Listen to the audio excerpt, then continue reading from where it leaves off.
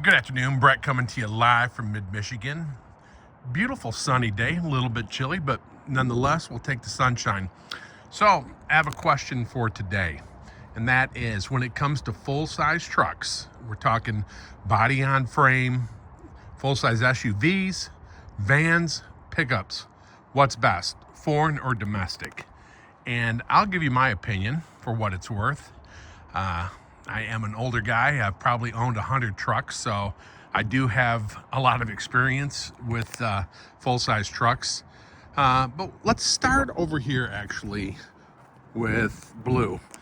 And there's a few videos on my channel of this truck that I love so dearly. But for those of you that have not seen it, this is a 2004 3/4 ton 4x4 Dodge with the 5.7 liter Magnum Hemi. She's got 165,000 miles on her. Runs perfect, strong, very strong truck. In my personal opinion, for me, for my taste, this is probably the best, one of the best looking trucks ever built. It's so muscular. It's a very aggressive truck, and I love it. Now, downsides, she's a rough rider. I mean, we have live axles both front and rear. So not the smoothest riding truck in the world, but nonetheless, 165,000 miles, I will go on record and say she'll get at least double that before any major work needs to be done. I mean, I do take care of my trucks. I change the fluids regularly, and if they need something, I just get them fixed. But that's a great truck right there. And then let's talk about the Suburban. Just pulled the Suburban out of storage for the winter. And again, this is just my opinion, but it is that the GMT 400 series trucks from General Motors, so these are the 1990s trucks, I think they're the best ever out of all manufacturers. And this one in particular is 3/4 ton, 454, 4x4. I mean, what a stout drivetrain. Now, some may say, well, in 95, it only had 240 horsepower. I get it. But it has 410 pound-feet of torque. So this thing does not have to work at all. It's a nice, big, lazy V8. Now, this is a 3/4 ton, and so is the Dodge Ram. This thing rides fantastic. Of course, independent suspension up front. But again, I think that these are the best trucks ever. Previously I owned a 1997 Tahoe, and you can see that on my channel. That may have been the first video I ever did. Love that truck. Wish I never would have sold it. And then there's also a 1996 green Suburban, which is another 3/4 ton 4x4 454, which again, I am sorry that I ever sold it, and I found this truck last year. So I think they're the best. And I've owned Toyota Land Cruisers, and they're good trucks, but I don't think they're as good as these Chevys, GM products. Again, that's my personal experience. Then when it comes to this truck here, my 2022 Silverado 1500 Trail Boss, I call it Goldilocks. Now, if you remember the children's tale of Goldilocks, she wanted her porridge not too hot, not too cold, but just right. And that reminds me of this truck. Not too hot, not too cold, just right. Trail Boss does everything you ask it to do. You want to work? Hook up a trailer. She'll go to work. You need to haul something? The bed's a little bit short, but no problem there. Want to haul people? Extremely, extremely comfortable. Want to go out and play off-road? Check that box. I think she's plenty capable of that.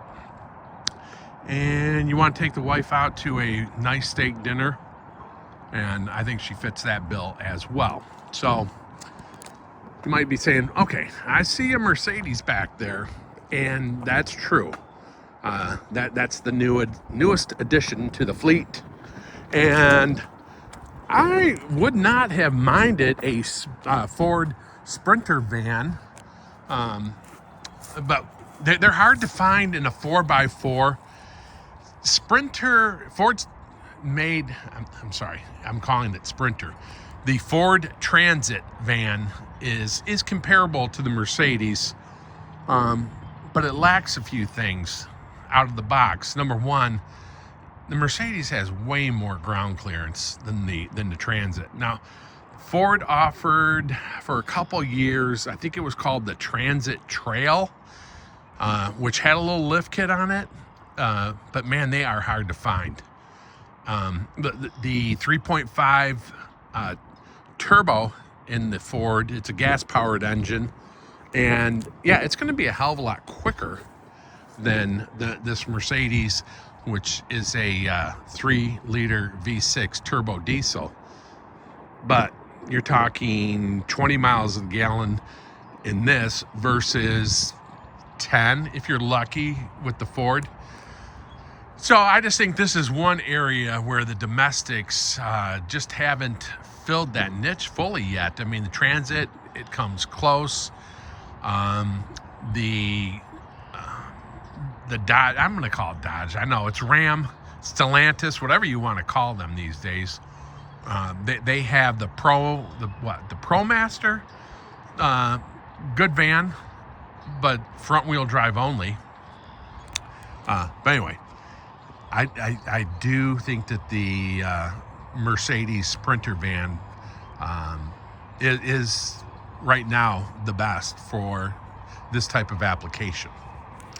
And then I did take a video late summer, 7 months ago is when I purchased the Suburban.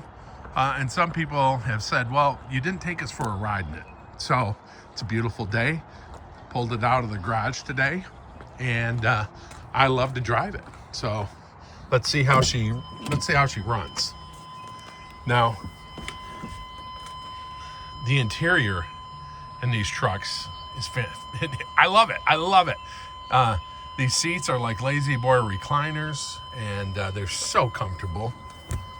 I love the dash layout. I love everything about these trucks. I'm a huge fan.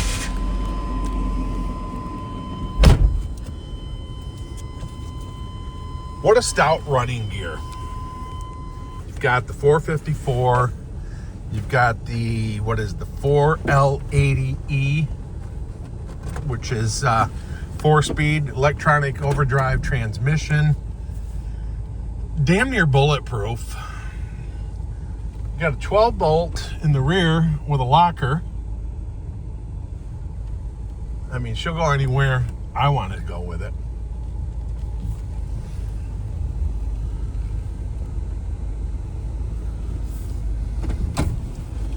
So I have just shy of 128,000 miles on the clock here, which this is a 500,000 mile truck all day long.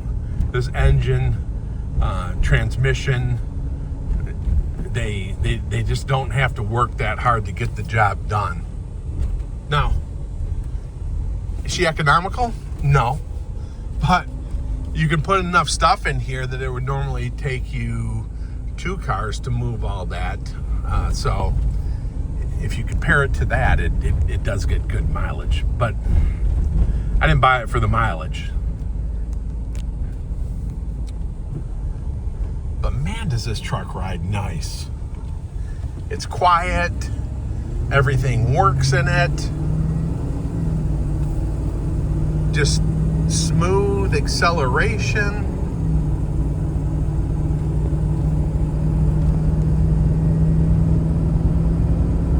No drama, no fuss.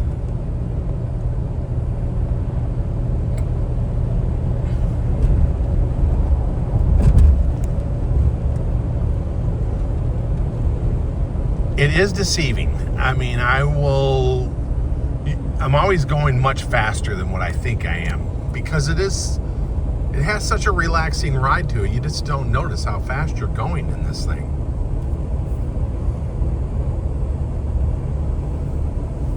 Well, that is my take on foreign versus domestic. For me, the domestics are very strong in the full-size truck market. I've had great results with the big three in particular. Don't currently have any Fords in the lineup, but I have in the past. My first truck was actually a 1967 Ford Bronco with a 289. And man, I never should have let that thing go. I love that truck. I've had a couple full-size Broncos. One that, someday I will check off that I have not yet is the first generation large Bronco with 78, 79. Love that truck. But I've had one K5 Blazer, but I wouldn't mind having another. That was a great truck. So that's my take on the full-size truck market. Thank you for watching my video. If you could, please share it, like it, and follow the channel. Have a great day. Thank you.